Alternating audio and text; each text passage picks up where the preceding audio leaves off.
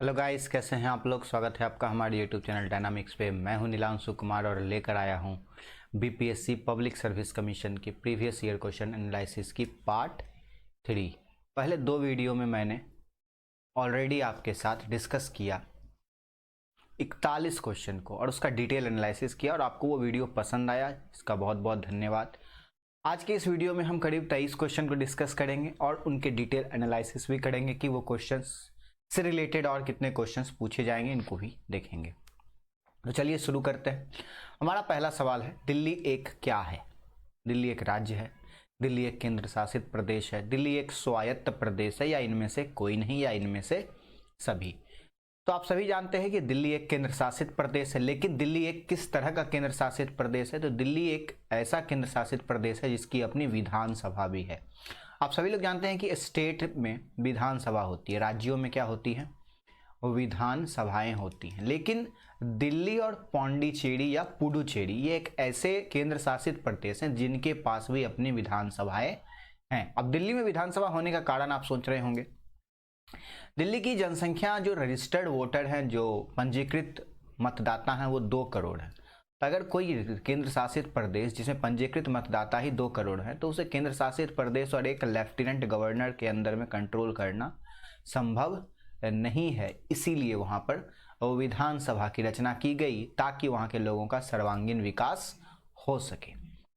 अगला सवाल है, योजना आयोग क्या है? अब आप जानते हैं प्लानिंग कमीशन, योजना आयोग एक एडवाइजरी बॉडी है। एडवाइजरी बॉडी क्या होता है? वैसी निकाय जिसका काम होता है सलाह देना। जिनका काम क्या होता है? सलाह देना। किसे सलाह देंगी? यूनियन गवर्नमेंट को, केंद्र को और राज्यों को ये सलाह देने का काम करती थी। ये एक मंत्रालय नहीं है और ये एक प्रशासनिक विभाग भी नहीं है। अब आप जानते हैं कि प्लानिंग कमीशन को नरेंद्र मोदी जी की गवर्नमेंट ने खत्म करके इसके जगह बनाया नीति आयोग। इसके जगह क्या बनाया? नीति आयोग। नीति आयोग का फुल फॉर्म है national institute for transforming India. Planning commission को चेंज करने की जरूरत क्यों पड़ी? नीति आयोग है क्या? इसको हम लोग अपने फ्यूचर के क्लास जो करूंगा मैं इंडियन पॉलिटी का, उसमें डिस्कस करूंगा। भारत का संविधान किसके द्वारा अपनाया गया है? अब भारत का संविधान बनाया किसने था? भारत का संविधान संविधान सभा ने बनाया था। 9 दिसंबर को इसकी कार्रवाई शुरू हुई थी और लास्ट कार्रवाई 26 नवंबर 1949 तक चली थी। तो इसको एक्सेप्ट करने का काम संविधान सभा नहीं किया था, इसको स्वीकार करने का काम संविधान सभा नहीं किया था। और आप देखेंगे कि प्रीएम्बल में भारत के प्रस्तावना में लिखा हुआ है कि 26 नवंबर 1949 को हम इसे अंगीकृत करते हैं, स्वीकृत करते हैं। तो ये चीज़ें संविधान की प्रस्तावना में लिखी गई हैं और उस समय भारत में कोई पार्लियामेंट तो था नहीं, तो इसे किसने एक्सेप्ट किया? इस तरह से भी अगर याद करें तो संविधान सभा ने। Constitution of India was adopted by constituent assembly on 26 नवंबर 1949। अगले सवाल की तरफ बढ़ते हैं। भारत एक संप्रभु देश है क्योंकि संविधान की प्रस्तावना शुरू होती है। इंडिया एक सॉवरेन कंट्री है क्योंकि हमारा संविधान शुरू किससे होता है? सॉरी, प्रस्तावना शुरू, प्रीएम्बल शुरू किससे होता है? तो प्रीएम्बल शुरू होता है, आप सब लोग जानते हैं, हम भारत के लोग या we the people of India. अब सॉवरेन का मतलब क्या होता है? संप्रभुता का अर्थ यह होता है कि हम एज ए नेशन, हम एज ए देश किसी बाहरी या भीतरी किसी तरह के चीजों के अंडर में नहीं करेंगे। कहने का सेंस ये है कि अगर हमें पाकिस्तान से दोस्ती रखनी है तो हम पाकिस्तान से दोस्ती रखेंगे या नहीं रखेंगे। हमें यूनाइटेड नेशन इस पे कोई सलाह देता है तो हम उससे मानने के लिए बाध्य नहीं है। अगर भीतरी को देखें तो जो आपने देखा कि 2000 ईस्वी में झारखंड को अलग किया गया बिहार से, तो क्या बिहार को झारखंड से अलग करने के लिए हमें यूनाइटेड नेशन या यूएसए से पूछना पड़ता क्या? ऐसा कुछ नहीं था। तो इन दैट केस हम कह सकते हैं कि हमारा देश क्या है? संप्रभुत्व राज्य है। अगला सवाल अब देख लीजिए। We the people of India having solemnly resolved to constitute India it a sovereign socialist secular democratic republic and secure to all its citizen। तो ये हमारे संविधान की स्टार्टिंग पॉइंट है। ये बहुत इंपॉर्टेंट है। मैं आपको सलाह दूंगा कि आप ये याद रखें कि पहले सॉवरेन वर्ड आया, फिर सोशलिस्ट आया है, फिर सेकुलर आया, फिर डेमोक्रेटिक आया है, फिर रिपब्लिक आया है। और डेट की बात करें तो 26 डे ऑफ नवंबर 1949 ये डेट भी संविधान के प्रस्तावना में लिखा है। भारतीय नागरिकों के मौलिक अधिकार कहाँ शामिल किए गए? अब मैं आपको कुछ डिटेल दूं। भारतीय नागरिकों के मौलिक अधिकार 12 से 35 अनुच्छेद में शामिल किए गए हैं, लेकिन नागरिकता से संबंधित अधिकार 5 से 11 में शामिल किए गए हैं। और राज्य के नीति निर्देशक तत्व, अब राज्य के निर्देशक तत्व या सिद्धांत क्या होते हैं? वैसे निर्देश जो राज्यों को दिया गया संविधान के द्वारा, ताकि वो जो फ्यूचर में पॉलिसीज बनाएंगे उसमें उसको समझेंगे, उसका यूज करेंगे। इसको 36 से 51 में रखा गया है और हम अपने दूसरे वीडियो में इसको डिस्कस भी किया है। और चौथा आता है फंडामेंटल ड्यूटी, जो कि 51A में है। अब 51A में है तो बाद में ऐड किया गया। ऐड कब किया गया? 42वें संविधान संशोधन 1976 में। क्लियर? उस समय इमरजेंसी भी थी हमारे देश में। उसके बाद आता है न्यायिक समीक्षा का अर्थ क्या है? जुडिशियल रिव्यू का मतलब होता क्या है? जुडिशियल रिव्यू का मतलब होता है किसी राज्य द्वारा बनाए गए कानून को रद्द कर सकता है। कौन? केंद्र सरकार नहीं, सुप्रीम कोर्ट। अब किस तरह से? अगर आप बात करें आर्टिकल 13 की, अनुच्छेद 13 की, तो अनुच्छेद 13 में सुप्रीम कोर्ट और हाई कोर्ट को यह अधिकार है कि अगर कोई कानून हमारे देश के फंडामेंटल राइट को वायलेट करता है, इसका विरोध करता है, या किसी नागरिक की फंडामेंटल राइट को लेता है वो कानून, तो सुप्रीम कोर्ट और हाई कोर्ट उसे वॉइड डिक्लेयर कर सकते हैं, उसे निरस्त कर सकते हैं उस कानून को। तो इसे ही कहते हैं न्यायिक समीक्षा। विधायिक अधिनियम और कार्यकारी आदेशों की संवैधानिकता की जांच करता है। मतलब ये कि जुडिशियल रिव्यू, अगर इसको हम JR से लिखें तो ये क्या करता है? ये एग्जीक्यूटिव मतलब कार्यपालिका के काम को भी देखता है, और लेजिस्लेटिव विधायिका के काम को भी देखता है, और ये देखता है कि क्या वो संविधान के खिलाफ तो नहीं जा रहा है। अगर ऐसा नहीं होता है तो ठीक, अगर संविधान के खिलाफ होता है तो उसे क्या कर सकता है? अमान्य घोषित कर सकता है, नल एंड वॉइड, मतलब उस कानून को ही निरस्त कर देगा। अगली सवाल की तरफ बढ़ते हैं। कल्याणकारी राज्य के सिद्धांतों पर चर्चा कहाँ की गई है? अब भारत एक कल्याणकारी राज्य बनेगा। कल्याणकारी राज्य का मतलब जहां सबका विकास हो। सबका विकास का मतलब गरीब अमीर सब आगे बढ़े, सिर्फ एक आदमी आगे ना बढ़े। इसका जिक्र राज्य के नीति निर्देशक तत्व में किया गया है। वेलफेयर ऑफ पीपल कहाँ किया गया है? राज्य के नीति निर्देशक तत्व में किया गया, और सारी आर्टिकल 36 में जिक्र है। आगे बढ़ते हैं। The aim of Directive principle of a state policy is to embody the concept of welfare state and not the police state which existed during the। तो ये welfare state की बात करता है और पुलिस स्टेट की बात नहीं करता है। पुलिस स्टेट का मतलब जहां पर सिर्फ सेना या पुलिस का शासन चलेगा, मतलब मनमानी चलेगी सरकार की, ऐसी नहीं है। और किस तरह का वेलफेयर करना है? हमें सामाजिक और आर्थिक दोनों वेलफेयर करना, मतलब सामाजिक बुराइयों को खत्म करके सामाजिक सबको इक्वल स्टेटस दिलवाना, और आर्थिक मतलब अमीर अमीर ना हो, गरीब गरीब ना हो। ऐसा हो नहीं पाया है अभी तक, बट ये सारे सिस्टम हैं। और 36 जो आर्टिकल मैंने जिक्र किया था उसमें क्या है? उसमें सबके वेलफेयर की चर्चा की गई है। 8वां क्वेश्चन है, लोकसभा के अध्यक्ष का चुनाव किसके द्वारा होता है? तो लोकसभा के अध्यक्ष का चुनाव कौन करेगा? अब लोकसभा का, अगर आपके क्लास का मॉनिटर को आपको चुनना है तो वो कौन चुनेगा? आप लोग चुनोगे या कोई दूसरे क्लास का बच्चा चुनेगा? ऑब्वियसली आप लोग चुनिएगा। इसीलिए सारे मेंबर जो लोकसभा के होते हैं वही अपने अध्यक्ष को अपने में से ही चुनते हैं। मतलब कोई मेंबर ऑफ पार्लियामेंट ही क्या बन जाता है? स्पीकर बन जाता है। और सामान्यतः जो पार्टी सरकार में होती है उसी के सदस्य, उसी के MP स्पीकर बनते हैं। भारत के राष्ट्रपति को कैसे हटाया जा सकता है? भारत के राष्ट्रपति को चुनने में कौन हेल्प करता है? भारत के राष्ट्रपति को चुनने में लोकसभा के मेंबर, राज्यसभा के मेंबर और स्टेट लेजिस्लेटिव असेंबली के मेंबर होते हैं। सारे मेंबर क्या होते हैं? लोकसभा से, राज्यसभा से और स्टेट विधानसभा से होते हैं। लेकिन जब इसको हटाना हो तो सिर्फ लोकसभा और राज्यसभा वर्क करती है। स्टेट विधानसभा की जरूरत राष्ट्रपति को हटाने में नहीं होती है। इसलिए इसके लिए यहां पर सही जवाब होगा पार्लियामेंट। अब किस तरह से होता है राष्ट्रपति को हटाने का कार्यक्रम? उसे हम कहते क्या है? उसे हम इम्पीचमेंट कहते हैं, महाभियोग कहते हैं। और इसका कार्य होता कैसे है? तो either house can initiate with seeing by 1/4 member of house, मतलब या तो लोकसभा या राज्यसभा इस काम को शुरू कर सकता है। अब लोकसभा किया तो उसके 1/4 मेंबर, राज्यसभा किया तो उसके 1/4 मेंबर साइन करेंगे और 14 दिन का नोटिस देंगे। किसे? राष्ट्रपति को देंगे। इस 14 दिन के बाद वो अगर लोकसभा में पेश हुआ तो लोकसभा में उसे 2/3 मेजॉरिटी ऑफ टोटल मेंबरशिप, अब जैसे मान लीजिए हमारे देश में लोकसभा है 545 मेंबर, अब इसका 2/3 क्या होगा?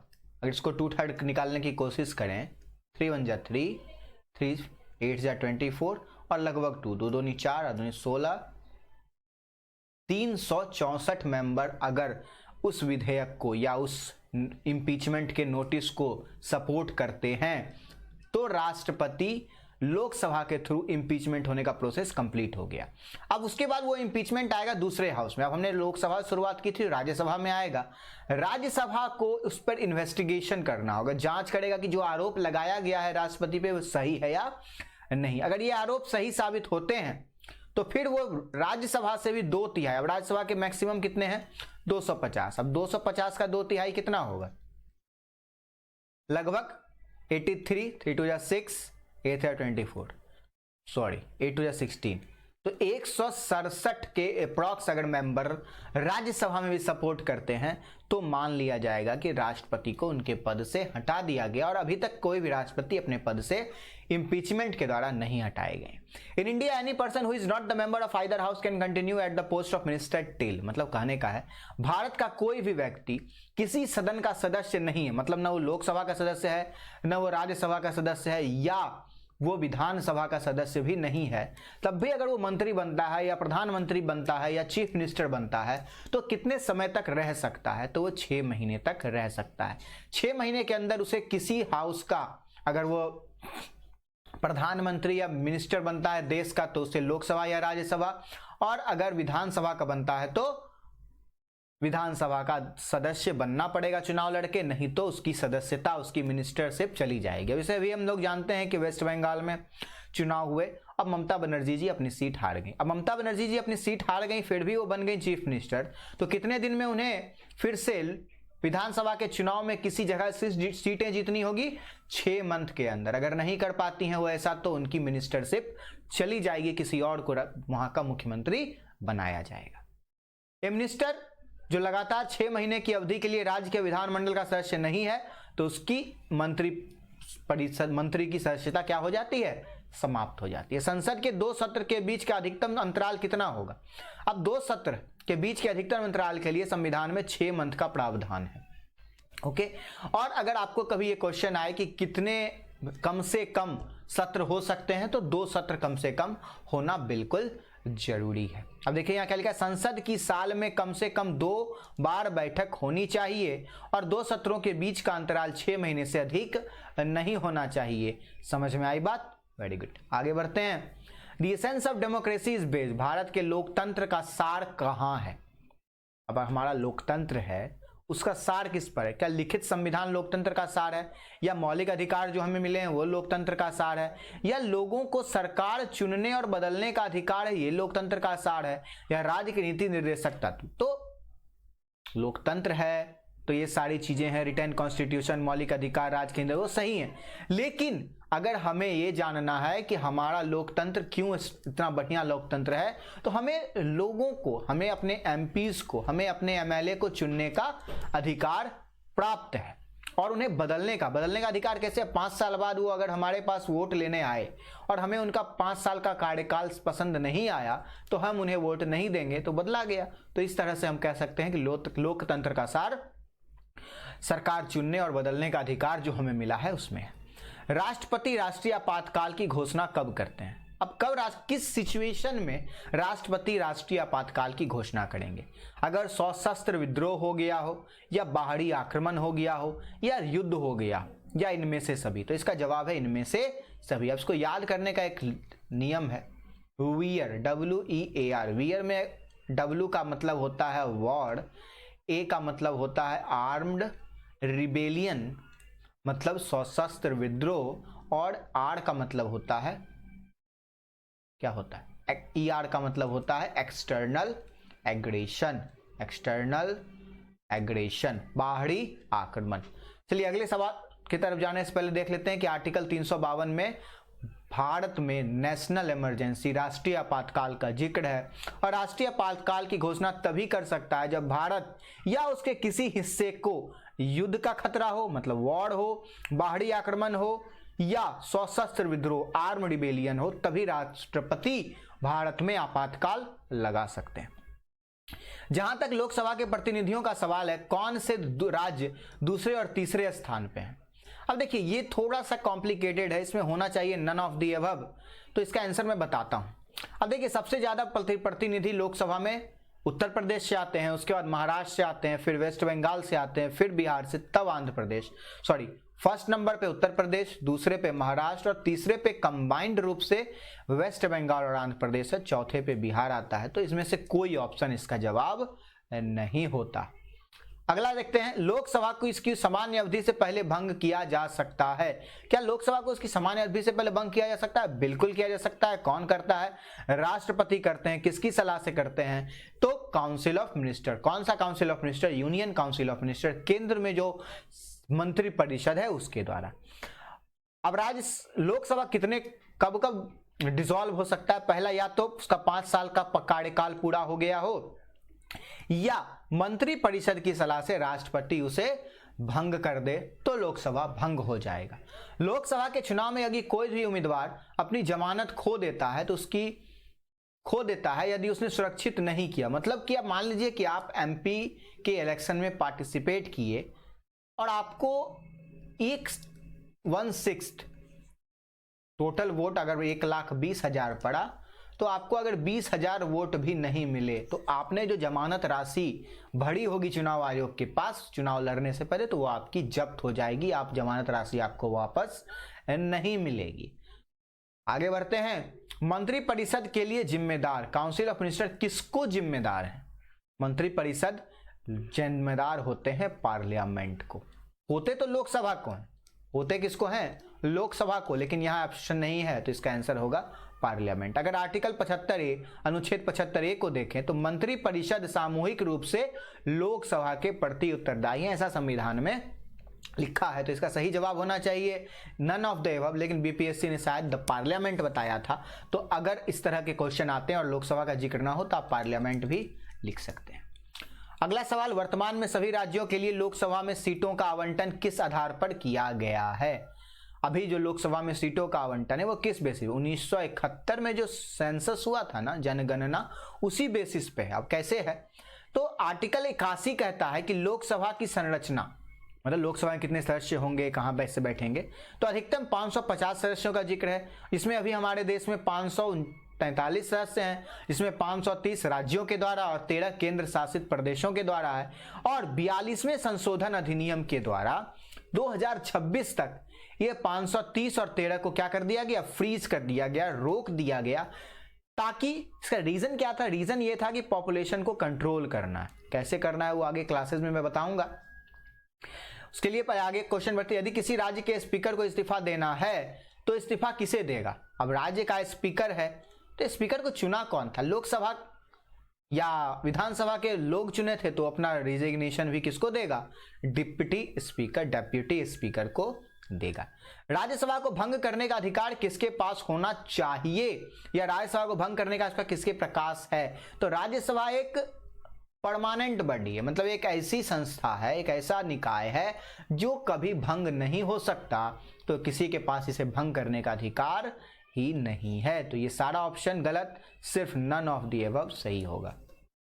राज्यसभा एक परमानेंट हाउस है और इसे डिसॉल्व, इसे भंग नहीं किया जा सकता, तो फिर किसी के पास अधिकार होने की बात ही नहीं आती।